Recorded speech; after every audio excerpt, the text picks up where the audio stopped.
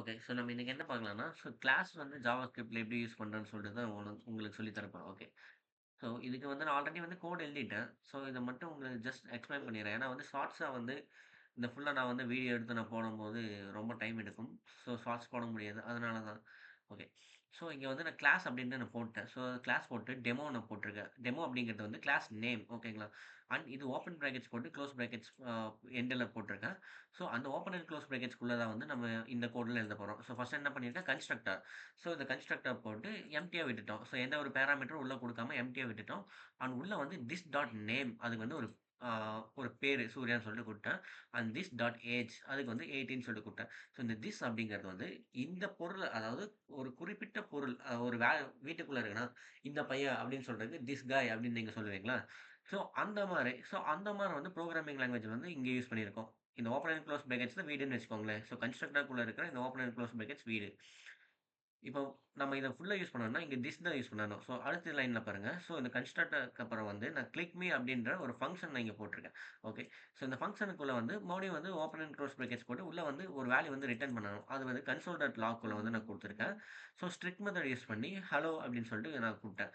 So அப்புறம் dollar symbol போட்டு so பிராக்கெட்ஸ்குள்ள வந்து திஸ் டாட் நேம் அதாவது திஸ் டாட் நேம் 2 இங்க போட்டிருக்கேன்ல. ஸோ இந்த நேம் 2 அப்படின்னு போட்டிருக்கேன். And age is this dot name அதாவது திஸ் டாட் ஏஜ் அப்படின்னு சொல்லிட்டு குடுத்துருக்கேன். அப்புறம் இந்த ஏஜ் அப்படின்னு.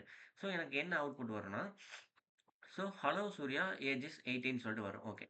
ஸோ இப்ப நான் கிரியேட் பண்ணது மட்டும் பத்தாது. இது ஒரு கிளாஸா இருக்கு. இது ஒரு ஆப்ஜெக்ட்டா மாத்தணும். அப்புறம் அதுக்கு வந்து கான்ஸ்ட் போட்டு அதாவது ஓபிஜி அப்படின்னு போட்டு ஈக்குவல் டூ நியூ அப்படின்னு சொல்லிட்டு அந்த புதுசா வந்து ஆப்ஜெக்ட் உருவாக்கியிருக்கேன்.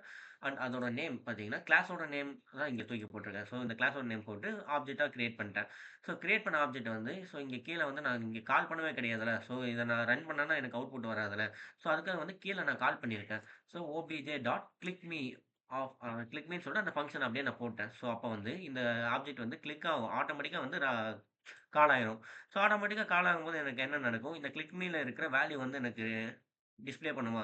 ஸோ ஹலோ அப்படின்னு சொல்லிட்டு எனக்கு டிஸ்ப்ளே பண்ணும். இங்க இருக்கிற வேல்யூ விட்டுருங்க. இங்க இருக்கிற வேல்யூ தான் இங்க வரும்.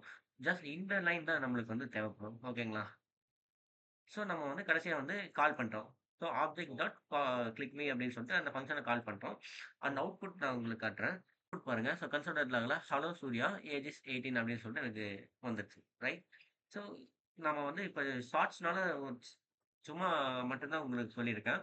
அண்ட் பார்ட் 3 வீடியோ வந்து கூடிய சீக்கிரம் வந்துரும். அந்த வீடியோல வந்து நம்ம ஃபுல்லா வந்து எக்ஸ்பிளைன் பண்ண போறோம். ஸோ மறக்காம இப்பயே வந்து லைக் பண்ணிட்டு, சப்ஸ்கிரைப் பண்ணிட்டு போயிருங்க. ஸோ நெக்ஸ்ட் வீடியோல பார்க்கலாம்.